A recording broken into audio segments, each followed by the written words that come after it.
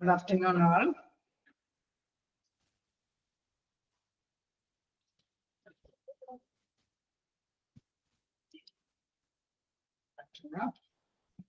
Okay, ഇപ്പൊ നമ്മള് ഏതാണ്ടൊക്കെ ചാപ്റ്റേഴ്സ് ഒക്കെ കഴിഞ്ഞു അല്ലെ, എല്ലാവരെയും എടുത്തു കഴിഞ്ഞു.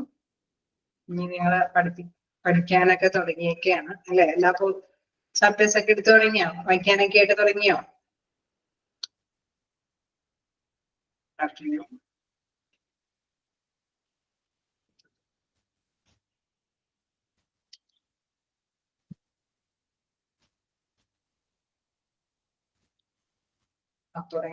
തുടങ്ങണം എന്നൊക്കെയാണ് പറയുന്നത്. ഓക്കെ, എനിവേ നമ്മള് കുറച്ച് ചാപ്റ്റേഴ്സ് ഒക്കെ എടുത്തു. ഞാൻ എടുത്തത് ആക്ച്വലി ബേസിക് ഓഫ് കമ്പ്യൂട്ടറും ഓഡിറ്റും പിന്നെ മെഡിക്കൽ റെക്കോർഡും then എന്താണ് ഡിസാസ്റ്ററും മോണിറ്ററിംഗ് ആൻഡ് ഇംപ്രൂവ് അല്ലെ, മോണിറ്ററിംഗ് ലാസ്റ്റ് ചാപ്റ്ററുമാണ് നമ്മൾ എടുത്തത്. ഓക്കെ, നമുക്കപ്പോ ഒന്ന് ചാപ്റ്റർ വൈസ് ആയിട്ടൊന്ന് റിവൈസ് ചെയ്ത് പോവാം. നിങ്ങളുടെ കയ്യില് ചാപ്റ്റേഴ്സ് ഒക്കെ ഉണ്ട്. അപ്പൊ ജസ്റ്റ് ഒന്ന് നമുക്ക് ഓടിച്ചു പോവാം. അപ്പൊ അതിന്റെ കൂട്ടത്തില് നിങ്ങൾക്ക് എന്താ പറയാ പഠിക്കാനായിട്ട് ഒരു ഇൻട്രസ്റ്റും കിട്ടും അല്ലെ. അപ്പൊ ഓക്കെ,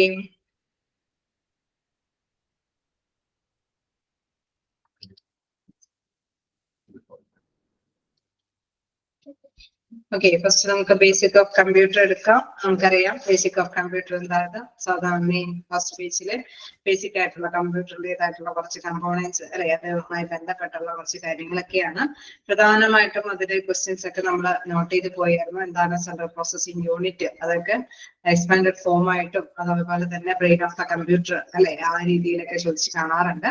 അപ്പൊ അതൊക്കെ നോട്ട് ചെയ്ത് പോവാം. ദെൻ എന്താണ് നമ്മൾ അതിന്റെ പാർട്സുകൾ പറയുമ്പോൾ ഇതെല്ലാം തന്നെ നിങ്ങൾക്ക് അറിയാവുന്നതാണ്. അത് ഹാർഡ്വെയർ സോഫ്റ്റ്വെയർ ഒക്കെ ആയിട്ടാണ്. അത് പ്രത്യേകിച്ചൊക്കെ ഒന്നും അങ്ങനെ എടുത്തൊന്നും ചോദിച്ച് കാണാറില്ല. എനിവേ നിങ്ങൾ അത് മനസ്സിലാക്കിയിട്ട് പോവുക. ഹാർഡ്വെയർ സോഫ്റ്റ്വെയർ ഇൻ കേസ് എന്തെങ്കിലും ഓഡ് വൺ ഔട്ട് എന്നുള്ള രീതിയിലൊക്കെ ചോദിച്ചു കഴിഞ്ഞു കഴിഞ്ഞാൽ സോഫ്റ്റ്വെയർ എന്ന് പറയുമ്പോൾ ഒരു പ്രോഗ്രാം ആണ്. ഹാർഡ്വെയർ എന്ന് പറയുമ്പോൾ അതുമായി ബന്ധപ്പെട്ട അല്ലെ memory unit, storage, input output ഡിവൈസുകളൊക്കെ ഹാർഡ്വെയറിൽ ഉൾപ്പെട്ടത്. ഓക്കെ, സെൻട്രൽ പ്രോസസിംഗ് യൂണിറ്റ് ഞാൻ ഇത്തിരി സ്പീഡിൽ പോയത് നമുക്ക് ബേസിക്കലായിട്ട് അറിയാവുന്ന കാര്യമായതുകൊണ്ടാണ്. സെൻട്രൽ പ്രോസസിംഗ് കമ്പ്യൂട്ടറിനെ കുറിച്ച് യൂണിറ്റിനെ കുറിച്ചിട്ട് ഉള്ള ക്വസ്റ്റ്യൻ ഞാൻ അത് ഫസ്റ്റ് ഇൻട്രൊഡക്ഷനിൽ തന്നെ പറഞ്ഞു. എനിക്ക് ഇപ്പോഴും കാണാറുള്ളതാണ് ബ്രെയിൻ ഓഫ് ദ കമ്പ്യൂട്ടർ അല്ലെങ്കിൽ CPU ഫുൾ ഫോം. ഓക്കെ, അതുപോലെ തന്നെ RAM അല്ലെ, റാൻഡം ആക്സസ് മെമ്മറി, അതൊക്കെ അങ്ങനെ തന്നെ നോട്ട് ചെയ്ത് പഠിച്ചു പോവാം. എന്താണ് നമ്മൾ ഇൻപുട്ട് ഔട്ട്പുട്ട് ഡിവൈസുകൾ എന്തൊക്കെയാണെന്നുള്ളത് അത് മോഡ് 1 ഔട്ടൊക്കെ ആയിട്ട് ചോദിക്കുകയാണെങ്കിൽ ജസ്റ്റ് അത് മനസ്സിലാക്കി പോവുക. എന്താണ് ഇതെല്ലാം അല്ലെ, ഇൻപുട്ട് ഔട്ട്പുട്ട് ഡിവൈസുകളാണ്. ഓപ്പറേറ്റിംഗ് സിസ്റ്റം എന്ന് പറയുമ്പോൾ അല്ലെ അതുമായി ബന്ധപ്പെട്ടുള്ള ക്വസ്റ്റ്യൻസ്, അത് ജസ്റ്റ് ആ മൊത്തത്തിൽ ഇതുമായി ബന്ധപ്പെട്ട് എന്തൊക്കെയാണ് ഫംഗ്ഷൻ, എന്താണ് ഫണ്ടമെന്റൽ കമ്പ്യൂട്ടേഴ്സ് ഇൻക്ലൂഡ് എന്നുള്ള കണ്ടീഷനിൽ ഹാർഡ്വെയർ സോഫ്റ്റ്വെയർ അങ്ങനെ എന്തെങ്കിലുമൊക്കെ ഒന്നിച്ച് ചോദിച്ചിട്ട് അല്ലെ, അങ്ങനെയുള്ള രീതിയിലും ചോദ്യങ്ങൾ ഉണ്ടെങ്കിൽ നിങ്ങൾ മനസ്സിലാക്കി പോവുക. ഇതെല്ലാം കമ്പ്യൂട്ടറിന്റെ പാർട്സുകൾ അല്ലെ, ഓരോരോ കാര്യങ്ങളാണ്. നമ്മൾ നേരത്തെ അല്ലെ എപ്പോഴും കമ്പ്യൂട്ടർ എടുത്തുകൊണ്ടിരുന്നപ്പോ തന്നെ 3 ആശയങ്ങൾ എപ്പോഴും പങ്കുവയ്ക്കുമായിരുന്നു. എന്തിനാണ് വേഡ് ഉപയോഗിക്കുന്നത്, എന്തിനാണ് പവർ പോയിന്റ്, അതേമാതിരി തന്നെ എന്താണ് എക്സൽ അല്ലെ, അതിന്റെ പ്രാധാന്യത്തെ കുറിച്ചിട്ട് എടുത്ത് പറഞ്ഞായിരുന്നു ഇല്ലേ. അപ്പൊ വേഡ് അല്ലെ, മൈക്രോസോഫ്റ്റ് വേഡ് എന്തിനു വേണ്ടിയിട്ടാണ് എപ്പോഴും ഉപയോഗിക്കുന്നതെന്ന് പറഞ്ഞത്, എന്ത് കാര്യത്തിനൊക്കെ വേണ്ടിയിട്ടുള്ള പ്രിപ്പറേഷന് വേണ്ടിയിട്ടാണ് ഉപയോഗിക്കുന്നത്?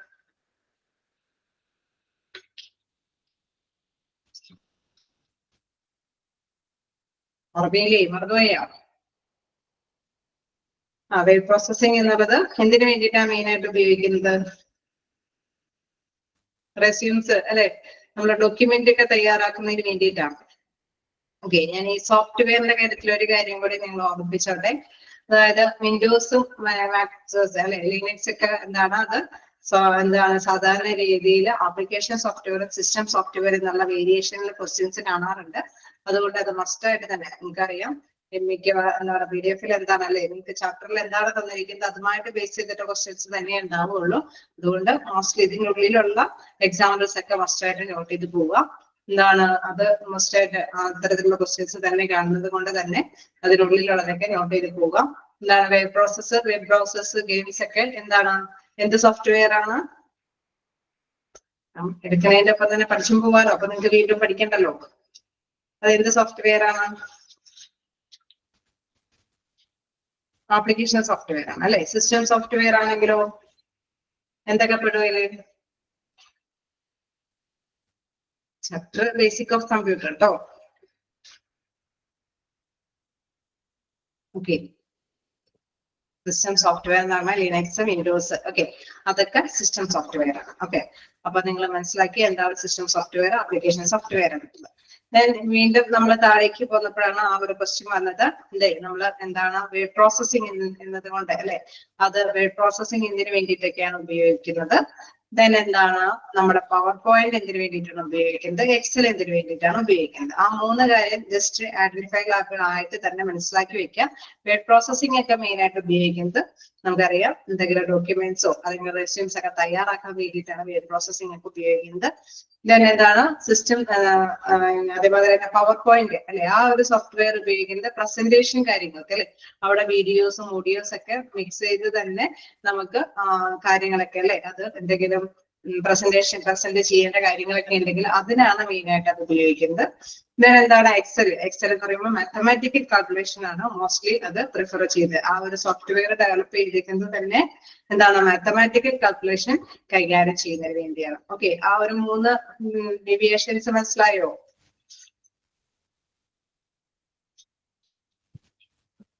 ഓക്കെ, ദെൻ എന്താണ് വീട്.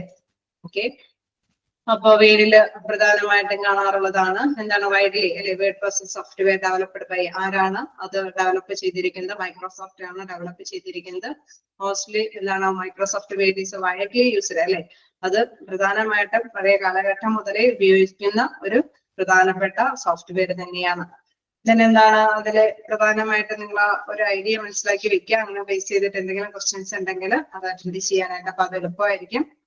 ദെൻ എന്താ പറയുന്നത്, ഇൻ കേസ് നമുക്ക് അതിലൊക്കെ ചില അല്ലെ അതുമായി ബന്ധപ്പെട്ടുള്ള ഫീച്ചേഴ്സില് ചില കാര്യങ്ങളൊക്കെ ഉണ്ട്. സ്പെൽ ചെക്കിങ് അല്ലെ, അതേമാതിരി തന്നെ ഗ്രാമർ ചെക്കിങ്, ഇതെല്ലാം ഈ ഒരു സോഫ്റ്റ്വെയറുമായിട്ട് ബേസ് ചെയ്തിട്ടുള്ള കുറച്ച് ഫീച്ചേഴ്സുകളാണ്, സവിശേഷതകളാണ്. അതൊക്കെ ജസ്റ്റ് ആ സവിശേഷതകൾ ഹെഡിങ്ങെങ്കിലും മനസ്സിലാക്കി പോവുക. ദെൻ എന്താണ് താഴേക്ക് വരുമ്പോൾ SOPs, അത് ഷോർട്ട് ഫോം മറക്കാതിരിക്കുക. Standard operating procedures, okay, standard operating procedures. Okay, then എന്താണ് വീണ്ടും എന്താണ് സാധാരണ രീതിയിൽ കാണിക്കുന്ന മെയിൻ ആയിട്ട് ചോദിക്കാറുള്ളതാണ് പവർ പോയിന്റ് എന്ന് പറയുന്നത് എന്ത് സോഫ്റ്റ്വെയർ ആണ്? പ്രസന്റേഷൻ സോഫ്റ്റ്വെയർ ആണ്.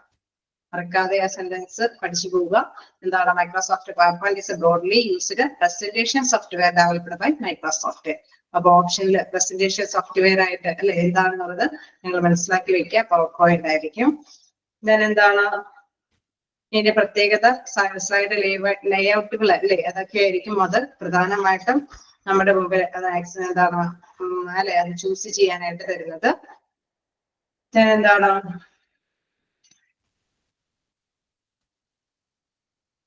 ഓക്കെ, നമ്മൾ നേരത്തെ പറഞ്ഞ മാതിരി ഇതിന്റെ പ്രധാനപ്പെട്ട പ്രത്യേകത എന്ന് പറയുന്നത് പ്രസന്റേഷനിൽ എല്ലാം ഉൾപ്പെടുത്താനായിട്ട് സാധിക്കും അല്ലെ. Power point permits the insertion of multimedia elements like images, audio and video files etcetera. അതാണ് ഇതിന്റെ പ്രധാനപ്പെട്ട പ്രത്യേകത. അതുകൊണ്ട് തന്നെ ഓഡിയൻസിന് ക്ലിയർ ആയിട്ട് മനസ്സിലാക്കത്തക്ക വിധത്തില്, അതായത് ഇൻഡസ്ട്രീവ് ആയിട്ടുള്ള രീതിയിൽ തന്നെ അത് മനസ്സിലാക്കാനായിട്ടുള്ള സൗകര്യം ആ ഒരു സോഫ്റ്റ്വെയർ പ്രദാനം ചെയ്യുന്നുണ്ട്. കാരണം അതില് ഇമേജസോ ഓഡിയോസോ വീഡിയോസോ ഒക്കെ ഉൾപ്പെടുത്താനായിട്ട് സാധിക്കും എന്നുള്ളത്. നെക്സ്റ്റ് നോക്കുകയാണെങ്കിൽ PowerPoint is widely used in hospitals for medical education and training programmes അല്ലെ. ഹോസ്പിറ്റലിൽ ഇതിൽ എന്തിനു വേണ്ടിയിട്ടാണ് പ്രധാനമായിട്ട് യൂസ് ചെയ്യുന്നത്? അവിടെ മെഡിക്കൽ എഡ്യൂക്കേഷനും ട്രെയിനിങ് പ്രോഗ്രാംസിനൊക്കെ വേണ്ടിയിട്ടാണ് അത് പ്രധാനമായിട്ടും യൂട്ടിലൈസ് ചെയ്യുന്നത്. നോക്കുകയാണെങ്കിൽ മൈക്രോസോഫ്റ്റ് എക്സൽ അല്ലെ, നമ്മൾ കണ്ടായിരുന്നു. മൈക്രോസോഫ്റ്റ് എക്സൽ എന്ന് പറയുന്നത് പ്രധാനമായിട്ടും മാത്തമാറ്റിക്കൽ കാൽക്കുലേഷന് വേണ്ടിയിട്ടാണ് അല്ലെ. അതൊരു പ്രധാനമായിട്ടും നമുക്കറിയാം സ്ട്രോങ് സ്പ്രെഡ്ഷീറ്റ് സോഫ്റ്റ്വെയർ ആണ് അല്ലെ. നമുക്കത് ക്രിയകളൊക്കെ ചെയ്യാൻ പറ്റുന്ന തരത്തിൽ ഉള്ള ഫോർമുലാസ് ബേസ് ചെയ്തിട്ടുള്ള കാര്യങ്ങൾ അല്ലെ നമുക്ക് ചെയ്യാൻ പറ്റുന്ന തരത്തിൽ തന്നെയാണ് അത് ഡെവലപ്പ് ചെയ്തിരിക്കുന്നത്. അതുകൊണ്ട് തന്നെ Microsoft Excel is a strong spreadsheet software developed by Microsoft. Okay, അതൊക്കെ നോട്ട് ചെയ്ത് വെക്കാം. അതിന്റെ ഫീച്ചേഴ്സ് അല്ലെ, MS എക്സലിന്റെ ഫീച്ചേഴ്സുകൾ എന്താന്നുള്ള ഹെഡിങ് ഒക്കെ മസ്റ്റായിട്ട് മനസ്സിലാക്കി പോവുക. അതോടൊപ്പം തന്നെ ഇവിടെ NPV അല്ലെ ഒരു അബ്രിവേഷൻ വരുന്നുണ്ട്. എന്താണ് NPV യുടെ ഫുൾ ഫോം? ഓർമ്മയുണ്ടോ ആർക്കെങ്കിലും? നെറ്റ് പ്രസന്റ് വാല്യൂ, അതേമാതിരി തന്നെ IRR, internal rate return. Okay, അതൊക്കെ ഫസ്റ്റ് ആയിട്ട് നോട്ട് ചെയ്ത് പോവാം.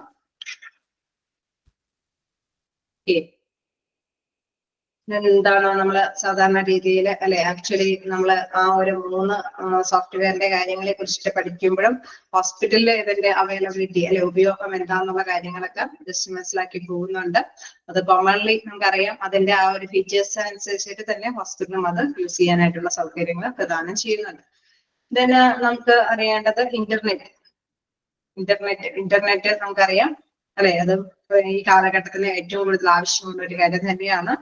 അതിലെ പ്രധാനമായിട്ട് നമുക്കറിയാം എന്താണ് ഇന്റർനെറ്റിന്റെ കുറെ അല്ലെ, ഏതൊക്കെ രീതി പ്രധാനപ്പെട്ട ഇന്റർനെറ്റ് സർവീസുകൾ എന്തൊക്കെയാണെന്നുള്ളതൊക്കെ ഇവിടുന്ന് ചോദിച്ചു കാണാറുണ്ട്. അപ്പൊ നോട്ട് ചെയ്യുക. എന്താണ് MIS one of the vastly used method of internet communication അല്ലെ, ഏറ്റവും കാലഘട്ടം മുതലേ തന്നെ യൂസ് ചെയ്യുന്ന ഒരു പ്രധാനപ്പെട്ട ഒരു കമ്മ്യൂണിക്കേഷൻ ആണ് ഇന്റർനെറ്റിൽ ഉപയോഗിക്കുന്നതാണ് ഇമെയിൽ സർവീസ് അല്ലെ. എന്താണ് വോയിസ് ആൻഡ് വീഡിയോ കോൾസുകൾ പറ്റുന്ന തരത്തിലുള്ള അല്ലെ, ഇന്റർനെറ്റ് ബേസ്ഡ് വോയിസ് വീഡിയോ കോളുകൾ പറ്റുന്ന തരത്തിലുള്ള സർവീസുകൾ പഴയ കാലഘട്ടം മുതലേ ഇപ്പോഴും അല്ലെ നമുക്കറിയാം ആ ഒരു സർവീസ് കണ്ടിന്യൂ ചെയ്യുന്നുണ്ട്. സ്കൈപ്പ്, സൂം, മൈക്രോസോഫ്റ്റ് ടീംസ് അല്ലെ, ഏതൊക്കെ രീതിയിലും എന്താണ് വീഡിയോസും കൂടി ഉൾപ്പെടുത്തിയുള്ള കാര്യങ്ങളൊക്കെ കൈകാര്യം ചെയ്യാനായിട്ട് ആ ഒരു സർവീസ്, ആ ഒരു സോഫ്റ്റ്വെയർ ഇതുകൊണ്ട് സാധിക്കുമെന്നുള്ളതാണ്.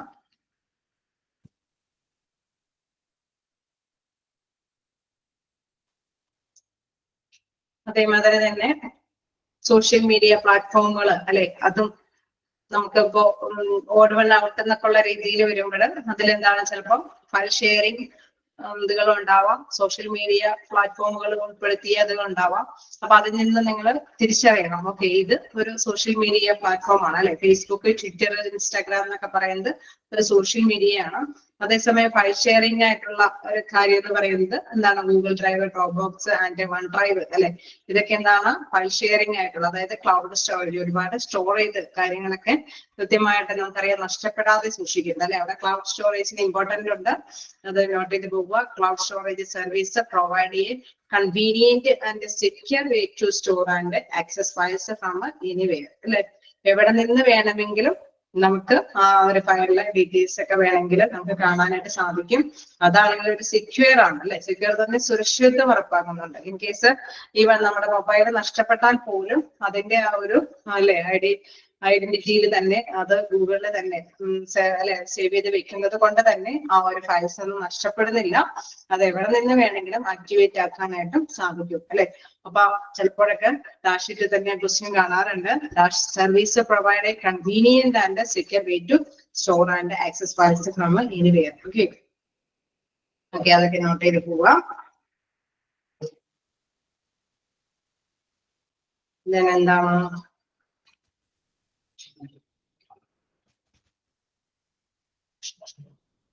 അതേമാതിരി തന്നെ വെബ് ബ്രൗസേഴ്സിലും എക്സാമ്പിൾ ഒക്കെ നോട്ട് ചെയ്ത് പോവുക. എന്തൊക്കെയാണ് വെബ് ബ്രൗസേഴ്സിലും എക്സാമ്പിളുകൾ പറയുന്നത്? ഓർമ്മയുണ്ടോ?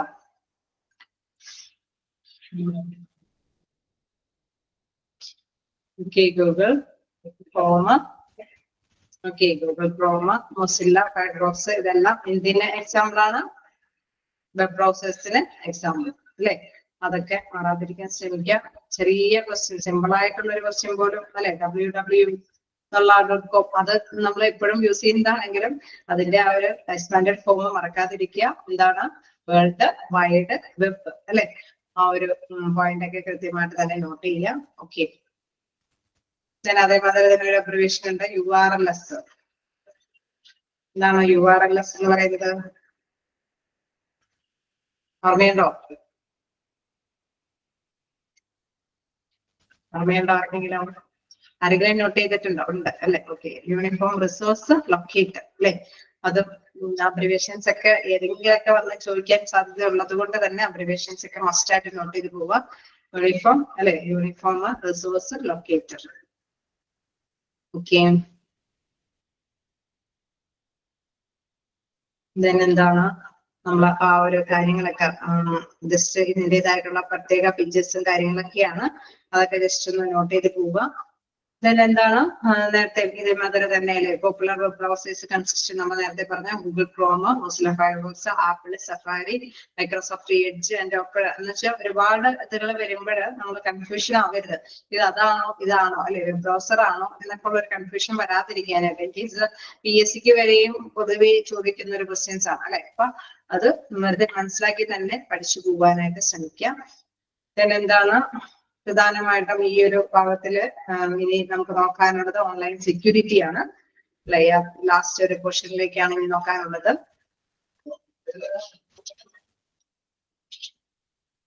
എന്തെങ്കിലുമൊക്കെ നോട്ട് ചെയ്ത് പോകുന്നുണ്ടോ? എന്തെങ്കിലും പഠിച്ചു പോകുന്നുണ്ടോ? കമ്പ്യൂട്ടറിനെ കുറിച്ചിട്ട് ഒരു ഐഡിയ കിട്ടിയിട്ടുണ്ടോ? ഉണ്ട്. ഓക്കെ. അപ്പൊ നമ്മൾ ഇനി അതിലുള്ള പ്രധാനപ്പെട്ട കാര്യം എന്ന് പറയുന്നത് ഒരു അല്ലെ പലതരത്തിലുള്ള ആക്രമണങ്ങൾ വരാം അല്ലെ, അവരുടെ ആ ഒരു സെക്യൂരിറ്റിയെ ബാധിക്കാൻ പറ്റുന്ന തരത്തിലുള്ള കാര്യങ്ങളൊക്കെ ഉണ്ട്. അതിലെ പ്രധാനമായിട്ടും മാൽവെയർസ് അല്ലെ, അത് ആ ഒരു സെന്റൻസുകളൊക്കെ ജസ്റ്റ് അങ്ങനെ തന്നെ മനസ്സിലാക്കി പഠിക്കാം. Malware short for malicious software അല്ലെ, മലീഷ്യസ് സോഫ്റ്റ്വെയറിന്റെ ഷോർട്ട് ഫോം ആണ് എന്തെന്ന് പറയുന്നത് മാൽവെയർ എന്ന് പറയുന്നത്. അതിൽ എന്തൊക്കെ ഉൾക്കൊള്ളാം? Virus, worms, trojans, ransomware and spyware. അതൊക്കെ എന്താണ് ഇതിന്റെ അല്ലെ ആ ഒരു പേരിലൊക്കെ തന്നെ മാൽവെയർ എന്ന് നമുക്ക് വിശേഷിപ്പിക്കാനായിട്ട് സാധിക്കും അല്ലെ. അത് നമുക്കറിയാം സിസ്റ്റത്തിലെ സാധാരണ രീതി നോർമൽ കമ്പ്യൂട്ടർ ഓപ്പറേഷനെ ഡാമേജ് ആക്കുന്ന ഏതൊരു പ്രവർത്തനത്തിനെ നമുക്ക് മാൽവെയർ എന്ന് വിശേഷിപ്പിക്കാനായിട്ട് സാധിക്കും. ഓക്കെ, അപ്പൊ അതൊക്കെ നോട്ട് ചെയ്ത് പോവാം. ചിലപ്പോഴൊക്കെ ഇതേ അല്ലെ നമ്മള് അന്ന് എടുത്തപ്പോ തന്നെ പറഞ്ഞിരുന്നു, അതേ ഭാഗത്ത് തന്നെ സ്റ്റാർട്ടിങ്ങിൽ തന്നെ അല്ലെ ഡെഫിനിഷനൊക്കെ അതേ രീതിയിൽ തന്നെ ചോദിച്ച് കാണാറുണ്ട്. അതുകൊണ്ട് തന്നെ ആ ഭാഗങ്ങളെല്ലാം നോട്ട് ചെയ്ത് പോവാം. Identity theft happens when somewhere acquires and uses another person's personal information such as social security numbers, credit card details. ഇങ്ങനെ കുറെ കാര്യങ്ങൾ കൊടുത്തിട്ടായിരിക്കും നമുക്ക് ക്വസ്റ്റ്യൻസ് വരിക അല്ലെ. അപ്പൊ അതുകൊണ്ട് തന്നെ അതൊന്ന് ജസ്റ്റ് മനസ്സിലാക്കി പോകാനായിട്ട് ശ്രമിക്കണം, എന്താണ് ഉദ്ദേശിച്ചിരിക്കുന്നത് എന്നുള്ള കാര്യം. പ്രധാനമായിട്ടും മാനേജ് ദ മിഡിൽ, അതാണ് പൊതുവെ അതിന്റെ അബ്രിവേഷൻസും അല്ലെ. എപ്പോഴും ഇഷ്ടപ്പെട്ട ഒരു ക്വസ്റ്റ്യൻ ആണെന്ന് തോന്നുന്നു. എന്തായാലും മിക്കപ്പോഴും അത് അല്ലെ മിഡിൽ ആയിട്ട് നിന്ന് തന്നെ അറ്റാക്ക് ചെയ്യുന്ന ഒരു കാര്യമാണ് ഇതിൽ കാണാറുള്ളത്. അതിന്റെ ഷോർട്ട് ഫോം അബ്രിവേഷനൊക്കെ കൃത്യമായിട്ട് തന്നെ മനസ്സിലാക്കുക. മാൻ ഇൻ ദ മിഡിൽ അല്ലെ അറ്റാക്സ് ആണ്. ദെൻ എന്താണ് ഓക്കെ, അത് changing communication between two parties without their knowledge, അവരുടെ അറിവോട് കൂടി അല്ലാതെ എന്താണ് അവരുടെ കമ്മ്യൂണിക്കേഷനിൽ ഇടനിലക്കാരനായിട്ട് നിന്ന് അറ്റാക്ക് ചെയ്യുന്ന ഒരു പ്രവർത്തനമാണ് അവിടെ കാഴ്ചവെക്കുന്നത്. പാസ്വേഡ് അറ്റാക്സ് ആണെങ്കിലും കാണാറുണ്ട്. Dash attack save to attain unauthorised entry to accounts by cracking or bypassing password security. Okay, അവരുടെ സെക്യൂരിറ്റിയൊക്കെ ചൂഷണം ചെയ്ത് എടുക്കുന്ന ഒരു രീതി തന്നെയാണ്. ഇൻസൈഡർ ത്രെഡ്സ് എന്ന് പറയുമ്പോൾ അതിന്റെ കമ്പനിക്ക് ഉള്ളിൽ തന്നെയുള്ള ഒരു പേഴ്സൺ ആണ് അല്ലെ. അതൊക്കെ ഒന്ന് ജസ്റ്റ് മനസ്സിലാക്കി പോവുക.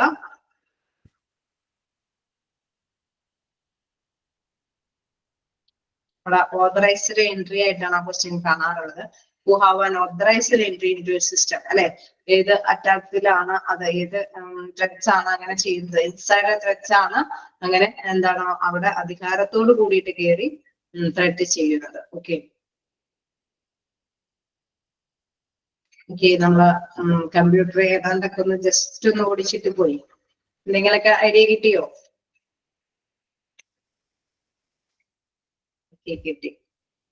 തന്നെ നമുക്ക് നെക്സ്റ്റ് ഓഡിറ്റ് ഒന്ന് എടുത്ത് നോക്കാം. അതൊക്കെ മറന്നു കിടക്കുകയായിരിക്കും അല്ലെ. ഓഡിറ്റ് ഉണ്ടോ നോക്കട്ടെ.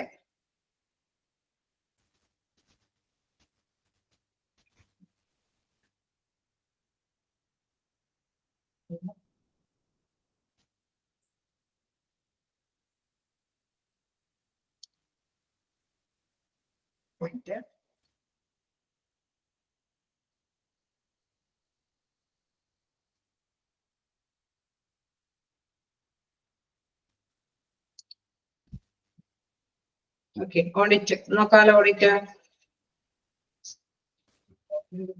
എടുത്തോ എല്ലാവരും? ഓക്കെ, ഓഡിറ്റ് നമ്മൾ അത്യാവശ്യം അല്ലെ ആദ്യം തന്നെ എടുത്തൊരു ഭാഗമാണ്. ഓഡിറ്റ് എന്ന് പറയുമ്പോൾ നമുക്കറിയാം അല്ലെ, അതിന്റെ നിർവചനം തന്നെ എന്ന് വെച്ചാൽ കൃത്യമായിട്ടുള്ള ആസൂത്രണത്തോട് കൂടിയിട്ടാണ് അവലോകനം എന്താണെന്നുള്ളത് മനസ്സിലാക്കുന്നത്.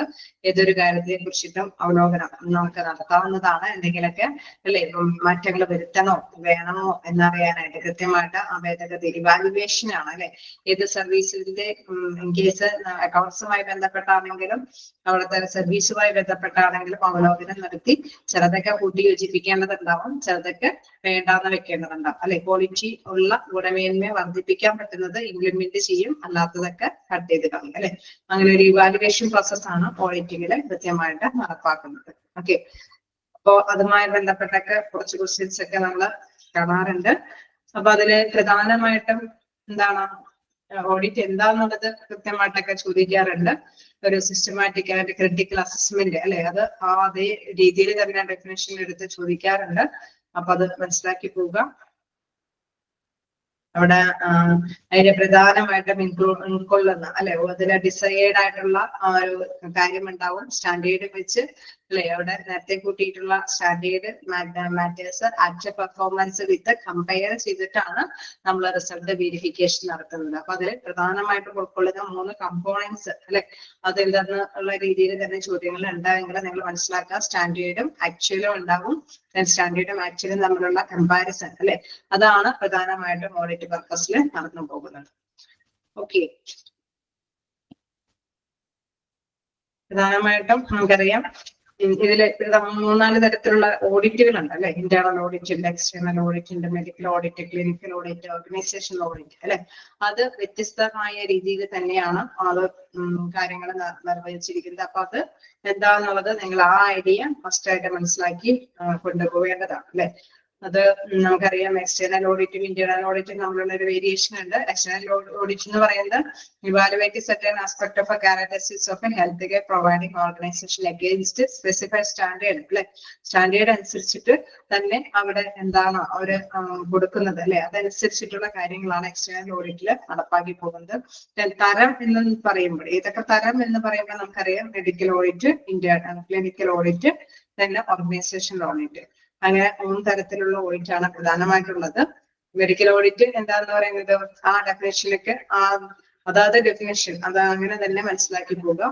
അല്ലെങ്കിൽ കാരണം മിക്കപ്പോഴും ക്വസ്റ്റ്യൻസ് അങ്ങനെ തന്നെയാണ് ചോദിക്കാറ്. Dash audit is defined as the assessment of medical care in retrospective scrutiny of medical records അല്ലെ. അത് ആ ഒരു അല്ലെ മെഡിക്കൽ ആയിട്ടുള്ള കാര്യങ്ങൾ അസസ്മെന്റ് ചെയ്യാൻ വിലയിരുത്താൻ വേണ്ടിയിട്ടുള്ളതാണ് മെഡിക്കൽ ഓഡിറ്റ് എന്ന് പറയുന്നത്. ക്ലിനിക്കൽ ഓഡിറ്റ് എന്ന് പറയുന്നത് covers all features of clinical care including that provided by nursing and paramedical staff അല്ലെ. അവിടെ എന്താണ് പലതരത്തിലുള്ള ചികിത്സാപരമായിട്ടുള്ള ശുശ്രൂഷ കാര്യങ്ങൾ അതില് നഴ്സിംഗും പാരാമെഡിക്കൽ സ്റ്റാഫുകൾ എല്ലാവരും എന്തൊക്കെ ശുശ്രൂഷകൾ കൈകാര്യം ചെയ്യുന്നുണ്ടോ അതെല്ലാം തന്നെ ക്ലിനിക്കൽ ഓഡിറ്റിൽ പെടുന്നു. Then organizational audit. Organizational audit എന്ന് പറയുമ്പോൾ investigation of practice like appointments, systems, policies, practices and standards which are considered as a primary administrative function അല്ലെ. അതിൽ എല്ലാം തന്നെ അല്ലെ നമുക്ക് ഒരു അഡ്മിനിസ്ട്രേറ്റീവ് ഫംഗ്ഷൻ ആവശ്യമായിട്ടുള്ള എല്ലാ കാര്യങ്ങളും ഉൾപ്പെടുത്തിക്കൊണ്ടുള്ള ഒരു അവലോകനമാണ് ഓർഗനൈസേഷൻ ഓഡിറ്റിൽ ഉൾപ്പെടുത്തുന്നത്. ക്ലിനിക്കൽ ആയിട്ടുള്ള കാര്യങ്ങളാകുമ്പോൾ ക്ലിനിക്കൽ ഓഡിറ്റ്, മെഡിക്കൽ ആയിട്ടുള്ളതാകുമ്പോൾ മെഡിക്കൽ അസസ്മെന്റ് ആണെങ്കിൽ മെഡിക്കൽ ഓഡിറ്റ്. ഓക്കെ, അത് ഫസ്റ്റായിട്ടും ആ 3 പോയിന്റും ഓർത്ത് വെക്കുക. ഏതെങ്കിലും ഒരെണ്ണമൊക്കെ ചോദിക്കാറുണ്ട്. അപ്പൊ അതുകൊണ്ട് തന്നെ അത് നോട്ട് ചെയ്ത് പോവുക. പിന്നെ ഏതൊക്കെ മെത്തേഡ്സ് അല്ലെ, ഏതൊക്കെ രീതിയിൽ തന്നെ ഈ ഓഡിറ്റ് നടത്താം അല്ലെ, ഏതൊക്കെ മെത്തേഡ് ഉപയോഗിച്ചിട്ട് ഈ ഓഡിറ്റ് നടത്താം എന്നുള്ളതുണ്ട്. അത് നിങ്ങൾക്ക് അറിയാവുന്നതാണ് അല്ലെ. വിവിധ മെത്തേഡുകളുണ്ട്. ഒബ്സർവേഷൻ, ചെക്ക് ലിസ്റ്റ് എന്നൊക്കെ ഉള്ള കാര്യങ്ങൾ നിങ്ങൾക്ക് ഓപ്ഷൻ കാണുമ്പോൾ തന്നെ അറിയാൻ പറ്റും. ഓക്കെ, ഈ രീതിയിലൊക്കെ ഓഡിറ്റ് നടത്തിക്കൊണ്ടുപോകാനൊക്കെ ആയിട്ട് സാധിക്കുന്നുള്ളത്. ക്ലിനിക്കൽ ഓഡിറ്റിന്റെ ടൈപ്സുകൾ അത് പറയും ചോദിക്കുന്നുണ്ട്. ഏതൊക്കെ തരത്തിൽ എത്ര തരത്തിലുള്ള ക്ലിനിക്കൽ ഓഡിറ്റ് ഉണ്ടാവും? 2 തരത്തിൽ അല്ലെ. Concurrent audit and retrospective audit. Retrospective ഓഡിറ്റില് അത് മാത്രമായിട്ട് ചോദ്യങ്ങൾ ചോദിക്കുകയാണെങ്കിൽ dash rated after it has been completed records അല്ലെ. റെക്കോർഡ്സ് കംപ്ലീറ്റ് ചെയ്തതിനു ശേഷം വിലയിരുത്തുന്നതാണ് എങ്കിൽ അത് റെട്രോസ്പെക്റ്റീവ് ഓഡിറ്റ് ആണ് അല്ലെ. അപ്പൊ അത് നോട്ട് ചെയ്ത് പോവുക. കൺകറന്റ് ഓഡിറ്റ് ആണ് assess at the time is taking speed അല്ലെ. അത് ആ ടൈമിൽ എടുക്കുന്ന കാര്യങ്ങളൊക്കെയാണ്. ഇതാണെങ്കിൽ നേരത്തെ കംപ്ലീറ്റ് ചെയ്ത റെക്കോർഡ്സിന്റെ ബേസിലായിട്ടുള്ള ഓഡിറ്റ് ആണെങ്കിൽ അത് റെട്രോസ്പെക്റ്റീവ് ഓഡിറ്റ് ആണ്. അറിപ്പോവാതിരിക്കാനായിട്ട് ശ്രമിക്കുക. ആ വേർഡിന്റെ മീനിങ്ങിൽ വെച്ച് പഠിച്ചാൽ മതി. പൂർവ്വ അവലോകനം അല്ലെ. റെട്രോസ്പെക്റ്റീവ് എന്ന് പറയുമ്പോൾ പൂർവ്വ അവലോകനം. അപ്പൊ കംപ്ലീറ്റഡ് ആണ്, അതിനുശേഷമാണ് അവലോകനം നടത്തുന്നത്. ഓക്കെ, ചിലപ്പോഴെങ്കിലും പർപ്പസ് ഒക്കെ റയർക്കായിട്ട് ആവാറുണ്ട്. അതിന്റെ ഉദ്ദേശം എന്താണെന്നൊക്കെയുള്ള കാര്യം നമുക്കറിയാം. ഓഡിറ്റ് നടത്തുന്നത് എന്തിനു വേണ്ടിയിട്ടാണ്? എന്തൊക്കെ അല്ലെ, എല്ലാ കാര്യങ്ങളും നേരത്തെ കൂട്ടി ആസൂത്രണം ചെയ്യാൻ വേണ്ടിയിട്ടാണ് അല്ലെ. അപ്പൊ അത് മനസ്സിലാക്കി വെക്കാം. റിസോഴ്സസ് ഒക്കെ നന്നായിട്ട് ഉപയോഗിക്കാനായിട്ട്, എന്തെങ്കിലുമൊക്കെ അല്ലെ അധികമായിട്ടുള്ള കാര്യങ്ങളൊക്കെ എന്തെങ്കിലും കട്ട് ചെയ്ത് കളയാനായിട്ട്, അവിടുത്തെ കാര്യക്ഷമത വർദ്ധിപ്പിക്കാനായിട്ട്, നേട്ടങ്ങൾ ഉണ്ടാക്കാൻ വേണ്ടിയിട്ട്, അങ്ങനെയൊക്കെയുള്ള പ്രധാനപ്പെട്ട കാര്യങ്ങൾക്കൊക്കെ വേണ്ടിയിട്ടാണ് ഈ ഓഡിറ്റ് നടത്തിക്കൊണ്ടു പോകുന്നത്.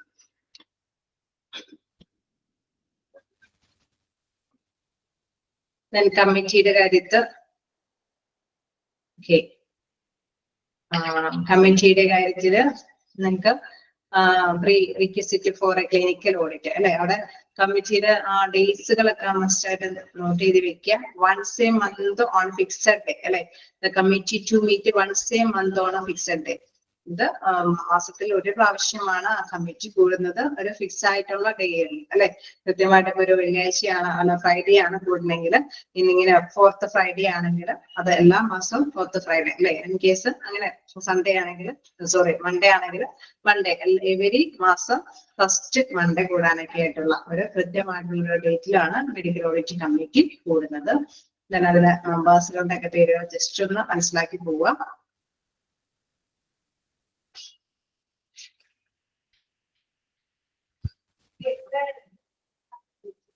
എന്താണ് strategies of A clinical audit. അപ്പൊ അതിന്റെ stages of A clinical audit. എത്ര തരത്തിലുള്ള സ്റ്റേജസ് ഉണ്ട് നമുക്കറിയാം. 6 സ്റ്റേജസ് ആണ് കവർ ചെയ്ത് പോകുന്നത് അല്ലെ. 6 സ്റ്റേജസ് കവർ ചെയ്ത് പോകുന്നുണ്ട്. ആ 6 സ്റ്റേജസിൽ എന്തൊക്കെയാണ് അല്ലെ, അതിന്റെ ഹെഡിങ് ഒക്കെ മസ്റ്റ് ആയിട്ട് പഠിച്ചു പോവുക. Preparation for audit, selection of criteria, measuring level of performance. ഇതിങ്ങനെ കറക്റ്റ് ആയിട്ട് തന്നെ പഠിച്ചു പോകണമെന്ന് പറയാൻ കാരണം, which is the third stage of അല്ലെ third stage of clinical audit എന്നൊക്കെ പറഞ്ഞു കഴിഞ്ഞാൽ നിങ്ങൾ അത് കൃത്യമായിട്ട് തന്നെ എഴുതണം. മെഷറിംഗ് ലെവൽ ഓഫ് പെർഫോമൻസ്, അല്ലെങ്കിൽ 4th സ്റ്റേജ് ഓഫ്, അങ്ങനെ 5th സ്റ്റേജ് ഓഫ് എന്നൊക്കെ ഉള്ള രീതിയിൽ ക്വസ്റ്റ്യൻ വരികയാണെങ്കിൽ കൃത്യമായിട്ട് തന്നെ അത് മനസ്സിലാക്കി എഴുതണം. അതുകൊണ്ട് ആ ഒരു സ്റ്റേജസുകൾ കൃത്യമായിട്ട് തന്നെ അതിന്റെ സ്റ്റെപ്പ് ആയിട്ട് തന്നെ മനസ്സിലാക്കി വെക്കുക.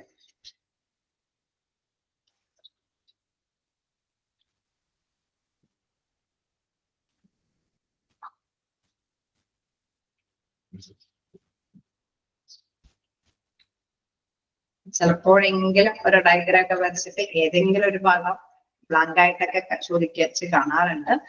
അതുകൊണ്ട് എന്താണ് നിങ്ങൾ ആ ഒരു ഭാഗം കൂടിയൊക്കെ ചെറിയ പൊസിഷനൊക്കെ ആണെങ്കിൽ നിങ്ങൾ അതൊക്കെ ജസ്റ്റ് മനസ്സിലാക്കി. എല്ലാവരും ബൈക്കാട്ട് പഠിക്കണമെന്നല്ല, ഏതെങ്കിലും വിട്ടുപോയ ഭാഗം ഫില്ല് ചെയ്യുക അല്ലെങ്കിൽ ഡയഗ്രാം കംപ്ലീറ്റ് എന്നുള്ള രീതിയിൽ ക്വസ്റ്റ്യൻ വന്നു കഴിഞ്ഞാൽ ജസ്റ്റ് മനസ്സിലാക്കി പോകുക.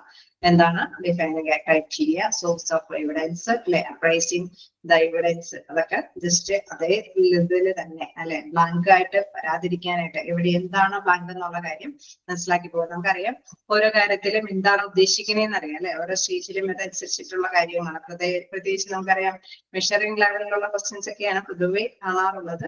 അപ്പൊ അതിൽ പ്രധാനമായിട്ട് നമുക്കറിയാം മെത്തേഡ് ഓഫ് കളക്ഷൻ ഉണ്ട്, പ്ലാനിങ് ഡാറ്റ കളക്ഷൻ ഉണ്ട്, ഹാൻഡ്ലിംഗ് ഡാറ്റ അല്ലെ. അത് ആ ഒരു ഡാറ്റകളൊക്കെയാണ് അതിൽ ഇൻക്ലൂഡഡ് ആയിട്ട് വരുന്നത്. ജസ്റ്റ് അതൊക്കെ ഒന്ന് വായിച്ചു പോകുന്നത്, അതൊക്കെ ഒന്ന് മനസ്സിലാക്കി പോകുക.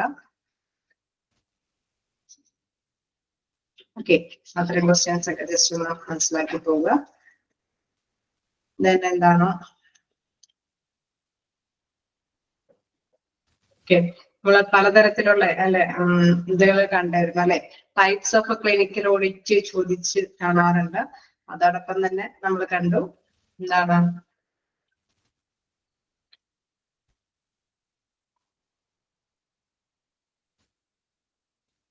ഓക്കെ, അതില് ഒരു ഇത് വരുത്താതെ തന്നെ അല്ലെ ഏതാണ് നമുക്കുള്ള കാര്യം പിക്ക് ഔട്ട് ദ, നമുക്ക് ഇങ്ങനെ ഓപ്ഷൻ തരികയാണ്. ഇതില് ക്ലിനിക്കൽ ഓഡിറ്റിൽ പെടുന്നത് എന്നുള്ളൊരു കണ്ടീഷനിൽ വരികയാണെങ്കിൽ ആ ചോദ്യം നിങ്ങൾ ഒന്ന് നോട്ട് ചെയ്ത് പോവുക. Statistical audit, X-ray review, disease audit, obstetric case, infection control അല്ലെ. ഇതിനൊക്കെ വേണ്ടിയിട്ട് സെപ്പറേറ്റ് കാര്യങ്ങൾക്ക് വേണ്ടിയിട്ട് ഓഡിറ്റ് നടത്താം. ആ ഒരു കാര്യം ഏതൊക്കെ കാര്യങ്ങൾക്ക് വേണ്ടിയിട്ട് ഓഡിറ്റ് നടത്താം എന്നുള്ള രീതിയിലുള്ള ക്വസ്റ്റ്യൻ കാണുമ്പോൾ നമ്മളൊക്കെ മനസ്സിലാക്കി വെക്കാം എന്താണ് എല്ലാ കാര്യത്തിനും വേണ്ടിയിട്ടും ഓഡിറ്റ് നടത്താം. ഓക്കെ, അതുകൊണ്ട് തന്നെ അതിൽ എന്താണ് ഉദ്ദേശിക്കുന്നത് എന്നുള്ള കാര്യം മനസ്സിലാക്കി വെക്കുക. സ്റ്റാറ്റിസ്റ്റിക്കൽ ആയിട്ടുള്ള കാര്യങ്ങൾക്ക് X-ray review, disease audit, obstetric cases, infection control, nursing audit, death audit, അല്ലെ എന്തിനെ കുറിച്ചിട്ട് വേണമെങ്കിലും ഓഡിറ്റ് നടത്താം എന്നുള്ളത്.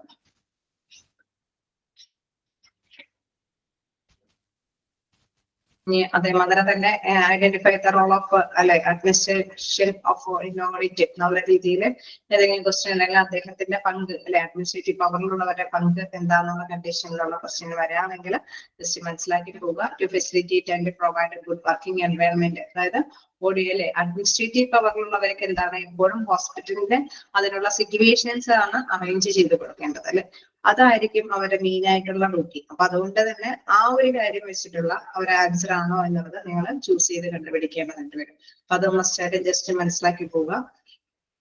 ഓക്കെ, ഈ ഒരു point peer led and peer understanding അല്ലെ, അത് അഡ്വാൻറ്റേജസ് ഓഫ് ക്ലിനിക്കൽ ഓഡിറ്റിന്റെ അഡ്വാൻറ്റേജസ് ആണ് അല്ലെ.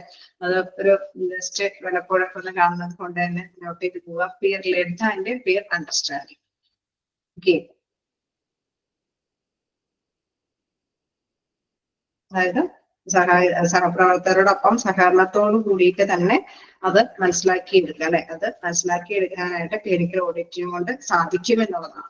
ഇനി അതിന്റെ ആ പോയിന്റ് മീനിങ് അറിയാത്തവരായിരിക്കും അത് ഓപ്ഷൻ എന്താന്നുള്ള രീതിയിലേക്ക് എത്തുന്നത്. അതുകൊണ്ട് തന്നെ അതൊരു അഡ്വാൻറ്റേജ്, എന്തിന്റെ അഡ്വാൻറ്റേജ് ആണ്? ക്ലിനിക്കൽ ഓഡിറ്റിന്റെ അഡ്വാൻറ്റേജസ് ആയിട്ടാണ് അവിടെ എടുത്ത് പറയുന്നത്. ഓക്കെ,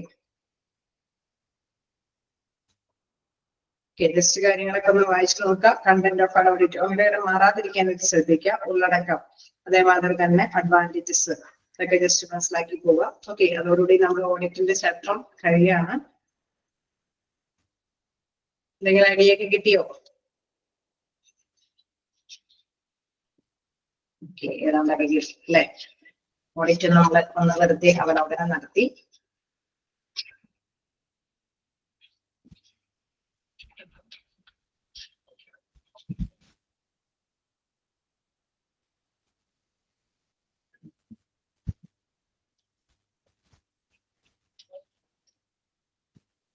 ഡിസാസ്റ്റർ നോക്കാം. അത് വളരെ വലിയ ചാപ്റ്റർ നോക്കുന്നതുകൊണ്ട് നിങ്ങൾ പേടിക്കൊന്നും വേണ്ട. സിമ്പിൾ ആയിട്ടുള്ള ക്വസ്റ്റ്യൻസ് ഒക്കെ തന്നെ ആയിരിക്കുള്ളൂ. നിങ്ങൾക്ക് അറിയാവുന്ന കാര്യങ്ങളൊക്കെ തന്നെയാണ്.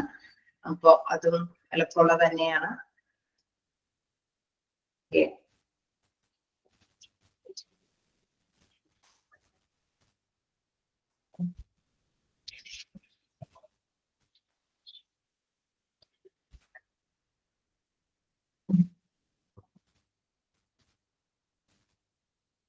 പൊതുവെ നമ്മൾ എപ്പോഴും എന്താണ് എക്സ്റ്റേണൽ ഡിസാസ്റ്ററും ഇന്റേണൽ ഡിസാസ്റ്ററും അല്ലെ, നമുക്ക് അത് മെയിൻ ആയിട്ട് മനസ്സിലാക്കി പോകണം.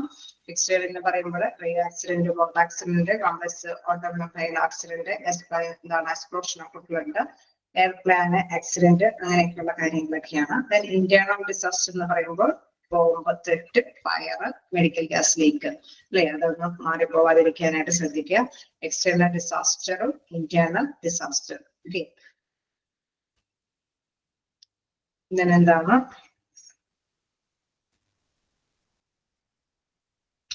ഡിസാസ്റ്റർ എന്നുള്ള അല്ലെ, ആ ഒരു ഇതിൽ തന്നെ കൃത്യമായിട്ട് തന്നെയുള്ള ഒരു ക്വസ്റ്റ്യൻസുകൾ അല്ലെ. എസ് എന്തിനാ റെപ്രസെന്റ് ചെയ്യുന്നു, എ എന്തിനാ റെപ്രസെന്റ് ചെയ്യുന്നു അല്ലെ. അതുകൊണ്ട് തന്നെ അത് മസ്റ്റായിട്ട് മനസ്സിലാക്കി പോവുക. എന്താണ് ഡിസാസ്റ്റർ അല്ലെ, detection, incident, command, safety and security, assess hazards, support, triage and treatment, evacuation, recovery. Okay, അത് അങ്ങനെ തന്നെ മനസ്സിലാക്കി പോവുക. എങ്കിൽ മാത്രമാണ് ഈ എന്തിനെ റെപ്രസെന്റ് ചെയ്യുന്നു അല്ലെങ്കിൽ എ എന്തിനെ റെപ്രസെന്റ് ചെയ്യുന്നു, ഐ എന്തിനെ റെപ്രസെന്റ് ചെയ്യുന്നു എന്നുള്ള ക്വസ്റ്റിന് ആൻസർ കണ്ടെത്താനായിട്ട് സാധിക്കുകയുള്ളൂ. അതുകൊണ്ട് അത് നോട്ട് ചെയ്ത് മനസ്സിലാക്കി തന്നെ പഠിക്കുക.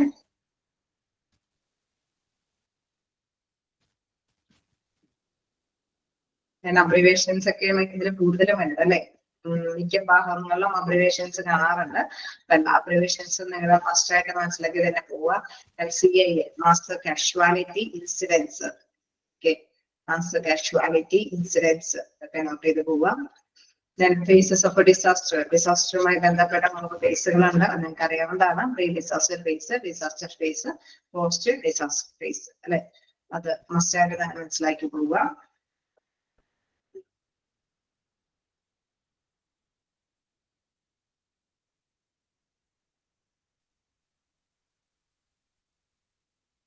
Then next step of once the disaster plan gets ready, then the next step is എന്താണ് ആ ഒരു രീതിയിലൊക്കെ ഉണ്ടെങ്കിൽ മനസ്സിലാക്കുക education and training of the staff of the hospital. പിന്നെ നമ്മൾ മനസ്സിലാക്കി കൊടുക്കേണ്ടത് അവർക്ക് ആവശ്യമായിട്ടുള്ള ട്രെയിനിങ്ങും എഡ്യൂക്കേഷനൊക്കെ കൊടുക്കേണ്ടത് ആവശ്യമാണ്.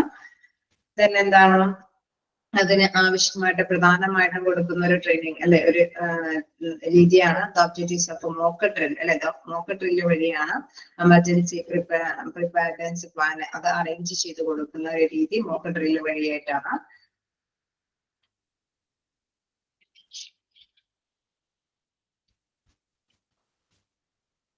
ഇതിലെ മെമ്പേഴ്സ് അല്ലെ, ഈ ഒരു ഡിസാസ്റ്ററിന്റെ കമ്മിറ്റിയിൽ കുറെ മെമ്പേഴ്സുകൾ ഉണ്ടാവാം. അത് ഏതൊക്കെ തരത്തിലുള്ള മെമ്പേഴ്സ് നമുക്ക് എല്ലാവർക്കും അറിയാം.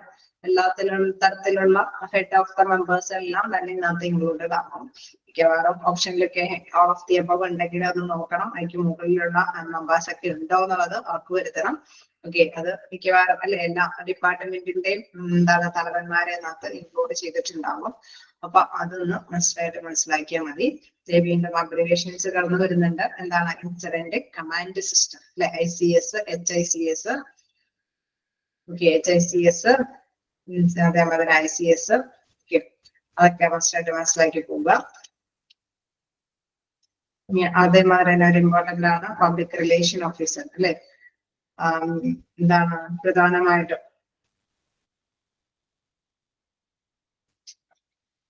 നോട്ട് ചെയ്തില്ല.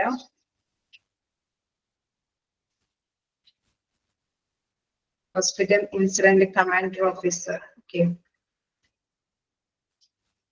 അത് നോട്ട് ചെയ്തിട്ടില്ല, അതൊന്ന് നോട്ട് ചെയ്ത് പോകുമല്ലോ. Hospital incident command system.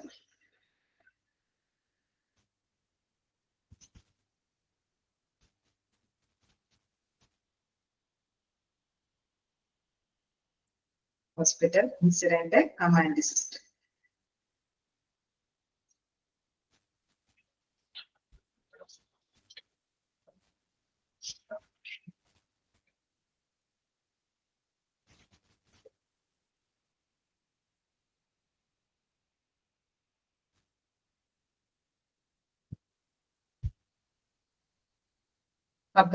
Public relation officer അല്ലെ. അവിടെ നമുക്കറിയാം എന്താണ് മീഡിയേറ്റർ ആയിട്ടാണ് പ്രവർത്തിക്കുന്നത് അല്ലെ. അദ്ദേഹം മീഡിയേറ്റർ ആരൊക്കെ തമ്മിലുള്ള മീഡിയേറ്ററും അഡ്മിനിസ്ട്രേറ്ററും അതേമാതിരി തന്നെ പബ്ലിക്കിന്റെയും മിഡിൽ ലെവലിൽ പ്രവർത്തിക്കുന്ന ഒരു വ്യക്തിത്വമാണ് ആരാണ് ആ വ്യക്തിത്വമുള്ള വ്യക്തി? Public relation officer. ഓക്കെ, അത് മസ്റ്റായിട്ട് മനസ്സിലാക്കുക. Circulation of the all information medical or otherwise അല്ലെ. ആർക്കാണെങ്കിലും അദ്ദേഹം പങ്കുവെക്കും. മെഡിക്കൽ അഡ്മിനിസ്ട്രേറ്റീവ് പൊസിഷനിലുള്ള എല്ലാ ഇൻഫോർമേഷൻസും അദ്ദേഹം പങ്കുവെക്കും. എന്താണ് സേഫ്റ്റി സെക്യൂരിറ്റി, അവരെ കുറിച്ചിട്ടൊക്കെ നമ്മൾ പഠിക്കുന്നുണ്ട്. ബ്രാഞ്ച് ഓഫീസർ എല്ലാവരെ കുറിച്ചിട്ടും നമ്മൾ അതൊന്ന് ജസ്റ്റ് മനസ്സിലാക്കി പോകേണ്ടതാണ് അല്ലെ. ഇവിടെ ഫിനാൻസുമായി ബന്ധപ്പെട്ട കാര്യങ്ങളൊക്കെ കൈകാര്യം ചെയ്യുന്ന ഫിനാൻഷ്യൽ ഓഫീസർ ആണ്. ഓക്കെ,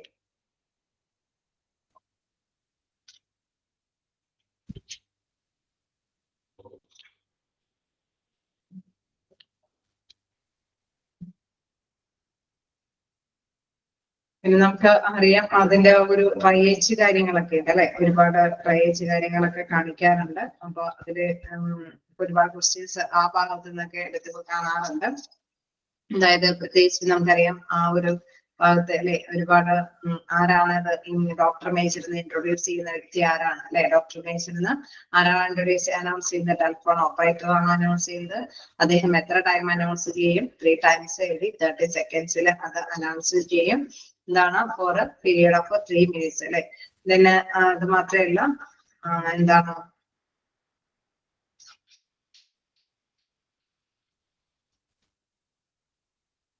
നമ്മൾ ICയുടെ കാര്യം നോട്ട് ചെയ്തല്ലോ അല്ലെ. ഇൻസിഡന്റ് കമാൻഡർ ICയുടെ അബ്രിവേഷൻ ഒക്കെ നോട്ട് ചെയ്തതാണ്. അത് മസ്റ്റായിട്ട് നോട്ട് ചെയ്ത് പോലെയുടെ നേരത്തെ അതിന്റെ ഇതുകൾ ഉണ്ടാക്കണം, നോട്ട് ചെയ്തിട്ടുണ്ടാവുമായിരിക്കും. ഓക്കെ.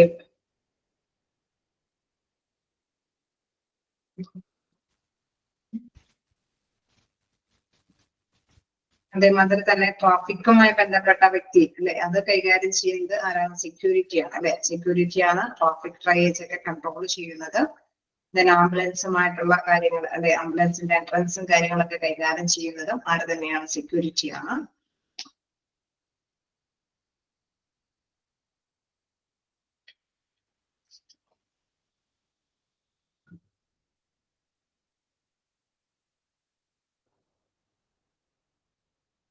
അതേമാതിരി തന്നെ ആരാണ് ഔട്ട് ക്ലിയർ എന്നുള്ള അനൗൺസ്മെന്റ് നടത്തുന്നത്? ആർക്കൊക്കെ അനൗൺസ് നടത്താനുള്ള അധികാരമുണ്ട് അല്ലെ, അങ്ങനെയൊക്കെയുള്ള കാര്യങ്ങളുണ്ട്.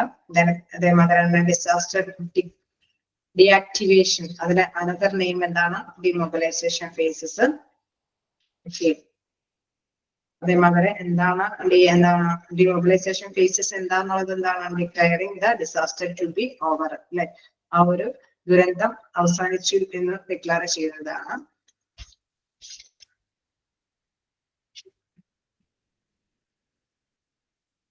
ട്രയേജ് എന്ന് പറയുമ്പോൾ എന്താണ്? ട്രയേജ് എന്ന് പറയുമ്പോൾ നമുക്കറിയാം അല്ലെ, ഒരു ട്രീറ്റ്മെന്റ്, ഇമ്മീഡിയറ്റ് ട്രീറ്റ്മെന്റ് ആവശ്യമുള്ള എന്താണ് ട്രയേജ് എന്നതുകൊണ്ട് വിശേഷിപ്പിക്കുന്നത്? നമുക്കറിയാം ട്രയേജ് വരുമ്പോഴാണ് ഇന്ന വ്യക്തികൾക്ക് സോർട്ടിങ് അല്ലെ, എത്രയും പെട്ടെന്ന് ഹോസ്പിറ്റലിൽ എത്തിക്കേണ്ട വ്യക്തികളെ തരംതിരിക്കുന്ന ഒരു കാര്യം, സോർട്ടിങ് ഒക്കെ നടക്കുന്നത് ട്രയേജിലാണ്. അതനുസരിച്ചിട്ടാണ് കാറ്റഗറി 1, 2, 3 ഒക്കെ കാറ്റഗറൈസ് ചെയ്യുന്നത്. അപ്പോ എന്താണ് വിച്ച് കാറ്റഗറി എന്നുള്ള കാര്യങ്ങളിലൊക്കെ തന്നെ ചോദ്യങ്ങൾ ഉണ്ടാവാം. എന്ത് which category among the following does not include അല്ലെ, ഈ ഒരു 3യിൽ പെടാത്തത് അല്ലെങ്കിൽ 2യിൽ പെടാത്ത കാര്യങ്ങൾ എന്തെങ്കിലും മിക്സ് ചെയ്ത് തന്നെ നിങ്ങളോട് ചോദിക്കാനായിട്ടുള്ള സാധ്യതയുണ്ട്. അപ്പൊ അതുകൊണ്ട് തന്നെ ഈ ഒരു ഓരോ ട്രയേജിലും ഏത് തരത്തിലുള്ള പേഷ്യൻസിനെയാണ് ഉദ്ദേശിക്കുന്നത് എന്നുള്ളത് മനസ്സിലാക്കി പോകുക. അപ്പോ എന്താണ് അതിലെന്തെങ്കിലും ഒന്നിച്ച് അല്ലെ എന്താണ് മിക്സ് ചെയ്ത് കിടപ്പുണ്ടെങ്കിലൊക്കെ തിരിച്ചറിയാനൊക്കെ ആയിട്ട് സാധിക്കും. ഓക്കെ. ട്രൈ കാറ്റഗറി തിരിക്കുന്നത് എന്തിനാന്ന് മനസ്സിലായില്ലേ? അതായത് ദുരന്തം വരുമ്പോൾ എത്രയും പെട്ടെന്ന് ഹോസ്പിറ്റലിൽ എത്തിക്കേണ്ട പേഷ്യൻസിനെ മനസ്സിലാക്കാൻ വേണ്ടിയിട്ടാണ് ട്രയേജ് ഇങ്ങനെ സോർട്ട് ചെയ്യുന്നത്. അതനുസരിച്ചിട്ടാണ് കാറ്റഗറി 1, 2, 3, 4 എന്നുള്ള രീതിയിൽ തിരിക്കുന്നത്. അപ്പൊ ഓരോ കാറ്റഗറിയിലും ഏത് തരത്തിലുള്ള പേഴ്സൺസ് ആണ് പെടുന്നത് എന്നുള്ള കാര്യം നിങ്ങൾ ഫസ്റ്റായിട്ട് മനസ്സിലാക്കി പോകുക. ഇവിടെ ഫുൾ ഫോം ഉണ്ട്, simple triage and rapid treatment. Okay.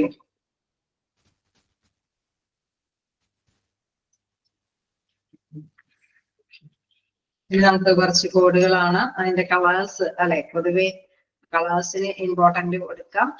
അത് എന്തിനെയാണ് അല്ലെ, കോഡ് റെഡ് എന്തിനെയാണ് ബേസ് ചെയ്ത് കാണിക്കുന്നത് അല്ലെ, അതുമായി ബന്ധപ്പെട്ട് അങ്ങനെ കോഡ്. ഇപ്പൊ ഏത് കോഡാണെങ്കിലും കോഡ് പിങ്ക് എന്തിനാ റെപ്രസെന്റ് ചെയ്യുന്നു അല്ലെ, അതൊക്കെ ചോദ്യങ്ങളുണ്ട് അവിടെ. അത് മാത്രമല്ല റേസ് അല്ലെ, RACE എന്താണ് എന്ന് പറയുന്നത്? റെസ്ക്യൂ.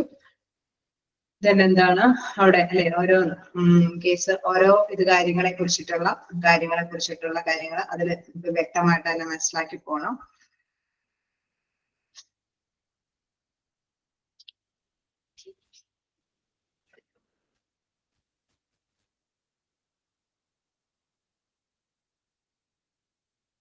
മൊത്തം ആ ടേബിൾ നോക്കണോട്ടാ, നിങ്ങൾ അച്ചടിക്ക് അവിടെ മാത്രം ഉണ്ടോന്ന് നോക്കി അവസാനിപ്പിക്കരുത്.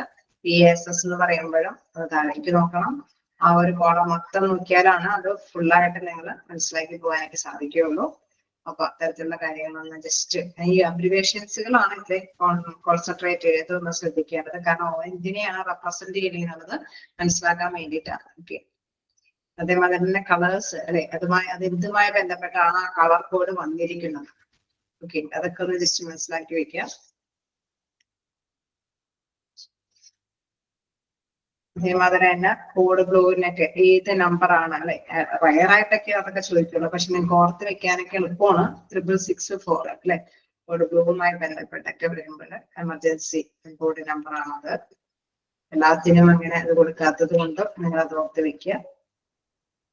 ചിലതിനൊക്കെ നമുക്കറിയാം, എല്ലാം ബൈഹാർട്ട് പഠിക്കണമെന്നല്ല, കുറച്ചൊക്കെ ഒന്ന് ഓർമ്മ വെക്കുന്നതൊക്കെ ഒന്ന് ജസ്റ്റ് മനസ്സിലാക്കി പോകും. ഓക്കെ, ഒരുപാട് വായിച്ച് പോരടിക്കാതെ തന്നെ ചില കാര്യങ്ങളൊക്കെ നോട്ട് ചെയ്ത് പോവാ. കളർ എന്താണ്, അബ്രിവേഷൻസ് എന്താണ്, ചില നമ്പറുകൾ, അതേമാതിരി തന്നെ അതിലെ പ്രധാനപ്പെട്ട പേഴ്സൺസ് അല്ലെ, അവരുടെയൊക്കെ നെയിമുകൾ, അതൊക്കെ മനസ്സിലാക്കി പോകും.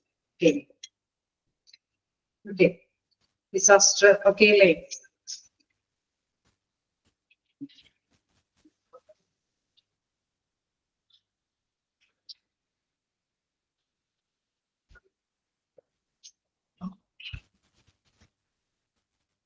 നമുക്ക് മെഡിക്കൽ റെക്കോർഡ് ഒന്ന് ജസ്റ്റ് പോവാം. മെഡിക്കൽ റെക്കോർഡ് എന്ന് പറയുമ്പോൾ നമുക്കറിയാം അതൊരു ലീഗൽ റെക്കോർഡാണ്. ഹെൽത്ത് റെക്കോർഡ്, ലീഗൽ റെക്കോർഡ് എന്നൊക്കെ നമുക്ക് അതിനെ വിശേഷിപ്പിക്കാം. ജസ്റ്റ് വേഗം ഒന്ന് കവർ ചെയ്ത് പോവാം.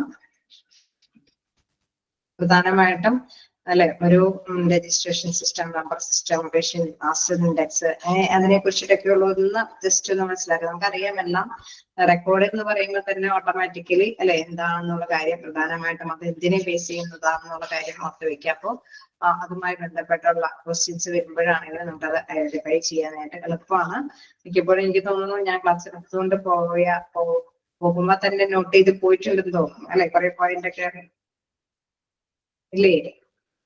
ഓക്കെ, അതുകൊണ്ടാണ് ഞാൻ ഇത് കൂടുതൽ പ്രിഫർ ചെയ്ത് പറയാത്തത്. ആ ടൈമിൽ തന്നെ ഒരുപാട് നോട്ട് ചെയ്ത് പോയിട്ടുണ്ട്.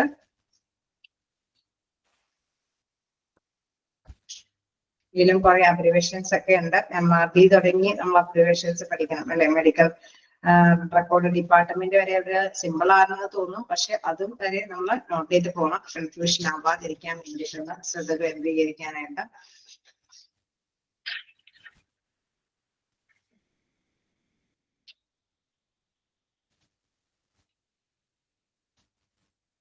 മെഡിക്കൽ റെക്കോർഡില് എനിക്ക് തോന്നുന്നു ഞാൻ അത്യാവശ്യം എല്ലാം തന്നെ മാർക്ക് ചെയ്തിട്ടില്ലേ. നമുക്ക് ഇനി എനിക്ക് തോന്നുന്നു ഇന്നലെ എടുത്ത ചാപ്റ്റർ ആണ് കുറച്ചും കൂടി മാർക്ക് ചെയ്ത് തീർക്കാനുള്ളതെന്ന് തോന്നുന്നു അല്ലെ. നമുക്ക് ഇനി അധികം സമയമില്ല, അതുകൊണ്ട് ആ ചാപ്റ്റർ എടുക്കട്ടെ. മെഡിക്കൽ റെക്കോർഡ് ഞാൻ എടുത്തു. ഓക്കെ,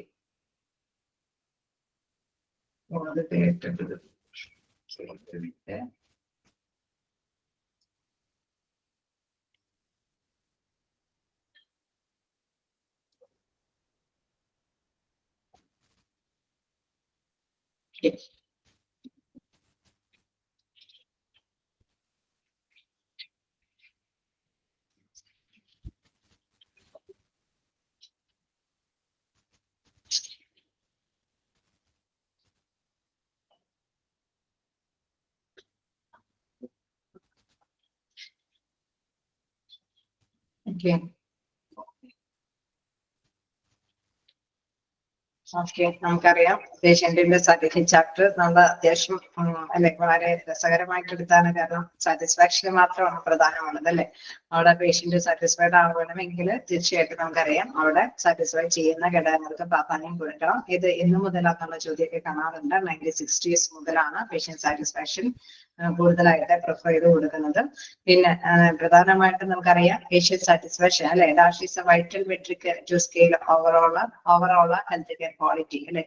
പൊതുവെ നമുക്കറിയാം ക്വാളിറ്റി മെഷർ ചെയ്യാനായിട്ടുള്ള പ്രധാനപ്പെട്ട ഒരു മെട്രിക് സ്കെയിൽ എന്ന് പറയുന്നത് പേഷ്യന്റ് സാറ്റിസ്ഫാക്ഷൻ തന്നെയാണ്. ഇതിനെന്താണ് അല്ലെ അവിടെ പ്രധാനമായിട്ട് measurement of patient satisfaction is an important tool for research, administration and planning അല്ലെ. ഇതിനൊക്കെ വേണ്ടിയിട്ടുള്ള ഒരു ഇമ്പോർട്ടന്റ് ടൂളാണ് പേഷ്യന്റ് സാറ്റിസ്ഫാക്ഷൻ എന്ന് പറയുന്നത്. ഇത്തരത്തിലുള്ള കാര്യങ്ങൾ അല്ലെ, റിസർച്ച്, അഡ്മിനിസ്ട്രേഷൻ കാര്യങ്ങൾക്കൊക്കെ വേണ്ടിയിട്ടുള്ള ഇമ്പോർട്ടന്റ് ടൂളാണത്. ദെൻ പേഷ്യന്റ് സാറ്റിസ്ഫാക്ഷൻ ഈസ് എന്താണ് പ്രധാനമായിട്ടും പറയുകയാണെങ്കിൽ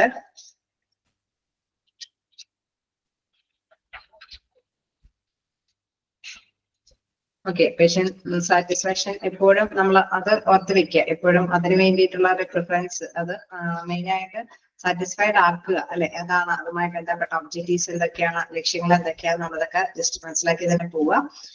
എന്താണ് പേഷ്യന്റ് സാറ്റിസ്ഫാക്ഷൻ എന്ന് പറയുന്നത് ഒരു ഇമ്പോർട്ടന്റ് സ്കെയിൽ അല്ലെ.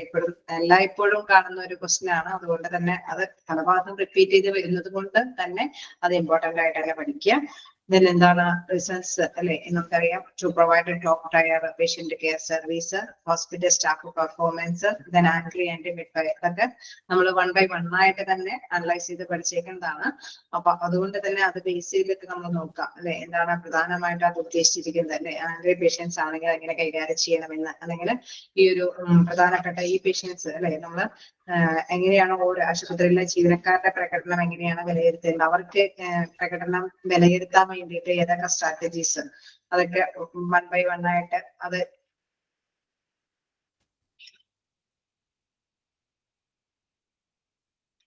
അതിന്റെ ഓരോ സ്റ്റെപ്പ് ആയിട്ട് തന്നെ അവിടെ കൊടുത്തിട്ടുണ്ട്. ടൈമിലി അല്ലെ, അതേമാതിരി തന്നെ ഇൻക്രീസ് ആക്സസ്, അതേമാതിരി തന്നെ പ്രൊവൈഡ്, ഇതൊക്കെ ഒന്ന് ആ പോയിന്റ്സ് ജസ്റ്റ് ഒന്ന് നോട്ട് ചെയ്ത് പോവുക. അതിലെല്ലാം തന്നെ ഉൾപ്പെടുന്നുണ്ടോ എന്നുള്ളത് ഉറപ്പുവരുത്തുക. Performance of the hospital staff, അവരുടെ പ്രകടനത്തിന് വേണ്ടിയിട്ട് കൂടുതൽ കാര്യങ്ങൾ ഉൾപ്പെടുത്തുന്നതിൽ മെയിൻ ആയിട്ട് അതിന് വേണ്ടിയിട്ട് എന്തിനു വേണ്ടിയിട്ട് അങ്ങനെ ചെയ്യുന്നത് വെച്ച് കഴിഞ്ഞാൽ പ്രധാനമായിട്ട് അവർ സാറ്റിസ്ഫൈഡ് ആണെങ്കിൽ തീർച്ചയായിട്ടും എന്താണ് പേഷ്യൻസ് സാറ്റിസ്ഫൈഡ് ആവും. കാരണം അവര് കൊടുക്കുന്ന നല്ല തൃപ്തികരമായിട്ടുള്ള സേവനമാണ് ഇവർക്ക് കൂടുതലായിട്ട് കിട്ടുന്നത്. അപ്പൊ അവരെ മോട്ടിവേറ്റ് ചെയ്യാനായിട്ടുള്ള ഘടകങ്ങൾ, റിവാർഡ്സുകളൊക്കെ എന്തിന് വേണ്ടിയിട്ടുള്ളതാണ് അല്ലെ. അപ്പൊ അതുകൊണ്ട് തന്നെ ക്വസ്റ്റ്യൻസ് മനസ്സിലാക്കുമ്പോൾ തന്നെ മനസ്സിലാക്കുക, ഇതൊരു എന്താ പറയുക ഹ്യൂമൻ റിസോഴ്സുമായി ടച്ച് ചെയ്യുന്ന ഒരു തരത്തിലുള്ള പാഠമാണ്. എന്ന് വെച്ചാൽ അവിടെ പേഷ്യൻസിനൊക്കെ സാറ്റിസ്ഫൈഡ് ചെയ്യാൻ വേണ്ടിയിട്ട് അവിടെയുള്ള എംപ്ലോയീസിന് കൈകാര്യം ചെയ്യുന്ന കാര്യങ്ങളൊക്കെയാണ്. അപ്പൊ നിങ്ങളെ ക്വസ്റ്റ്യൻ മനസ്സിലാക്കുമ്പോൾ തന്നെ അതറിയാൻ വേണ്ടിയിട്ട് സാധിക്കും. Patient are not satisfied with their visit, there is a possibility that a patients will choose for service from another provider അല്ലെ. അവര് സാറ്റിസ്ഫൈഡ് അല്ലെങ്കിൽ എന്ത് ചെയ്യും, മറ്റു സേവനങ്ങൾ തേടിയെടുക്കാനായിട്ട് സാധിക്കും. അതുകൊണ്ട് തന്നെ എപ്പോഴും പേഷ്യന്റ് സാറ്റിസ്ഫൈഡ് ആവണം ഉണ്ടോ എന്ന് വിലയിരുത്തേണ്ടതുണ്ട്. എല്ലായ്പ്പോഴും ആ ക്വസ്റ്റ്യൻസ് അതുമായി ബന്ധപ്പെട്ട് നോക്കിയാൽ മതി.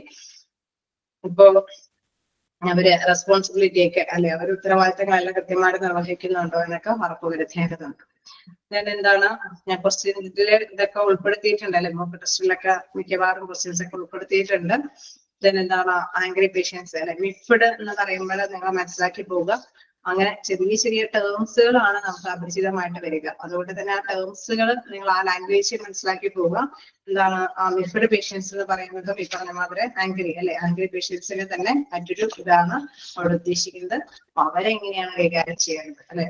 അവര് എന്താണ് സാധാരണ രീതിയിൽ റിസർച്ച് ചെയ്ത് അവർക്ക് ആവശ്യമായിട്ടുള്ള കാര്യങ്ങളൊക്കെ പതിയെ കൈകാര്യം ചെയ്ത് കൊടുക്കുകയാണെങ്കിൽ തീർച്ചയായിട്ടും അവരെ അക്സെപ്റ്റ് ചെയ്യും. അപ്പൊ ആ ഒരു രീതി അത് പഠിച്ച് മനസ്സിലാക്കി അവർക്ക് പ്രൊവൈഡ് ചെയ്ത് കൊടുക്കേണ്ടതുണ്ടാവും. കാരണം മിഫ്ഡ് പേഷ്യൻസ് എല്ലാ ഹോസ്പിറ്റലിലും ഉണ്ടാകും എന്നുള്ളത് പ്രധാനപ്പെട്ട ഒരു കാര്യമാണ്. അതെങ്ങനെ സ്റ്റെപ്പ് ബൈ സ്റ്റെപ്പ് ആയിട്ട് തന്നെ കൈകാര്യം ചെയ്യാന്നുള്ള കാര്യമൊക്കെ ഉണ്ട്. അതൊക്കെ ഒന്ന് ജസ്റ്റ് വായിച്ചു പോവുക.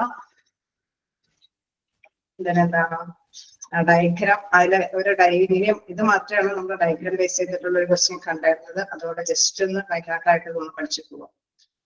Okay. And returning patient will result a greater ROI, return on investment, and a happy patient can be hospital best advocate. അപ്പൊ ഏത് പേഷ്യന്റ് ആണ് ബെസ്റ്റ് അഡ്വക്കേറ്റ്, ഹാപ്പി പേഷ്യൻസ് ആണ് ബെസ്റ്റ് അഡ്വക്കേറ്റ് എന്ന് നമ്മൾ വിശേഷിപ്പിക്കുന്നത്. ഓക്കെ.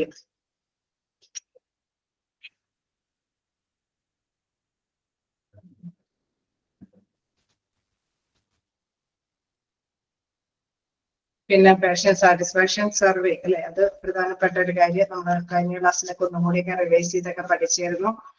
എന്താണ് പലതരത്തിലുള്ള സർവേകൾ നമ്മൾ നടത്താം എന്നുള്ള കാര്യം, അതിനൊരു ഫോർമാറ്റ് ഒക്കെ തയ്യാറാക്കുന്ന കാര്യമുണ്ടായിരുന്നു. പിന്നെ അതിന് പ്രധാനമായിട്ടും അല്ലെ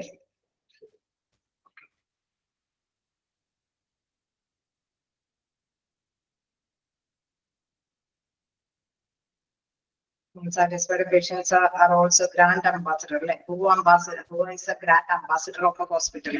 ആരാണോ ഗ്രാൻഡ് അംബാസിഡർ എന്ന് വിശേഷിപ്പിക്കുന്ന സാറ്റിസ്ഫൈഡ് പേഷ്യൻസിനെയാണ് ഗ്രാൻഡ് അംബാസിഡർ എന്ന് പറയുന്നത്.